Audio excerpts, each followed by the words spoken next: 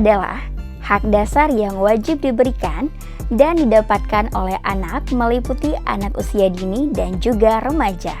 Perlindungan anak adalah segala kegiatan untuk menjamin dan melindungi anak dan hak-haknya agar dapat hidup, tumbuh, berkembang, dan berpartisipasi secara optimal. Bila Anda menemukan, melihat, dan mendengar kekerasan, ayo lapor ke call center P2TP2A Banda Aceh di 0812 2416 4416, melayani selama jam kerja. Ayo, penuhi hak dan lindungi anak-anak kita dari tindak kekerasan agar keluarga sejahtera.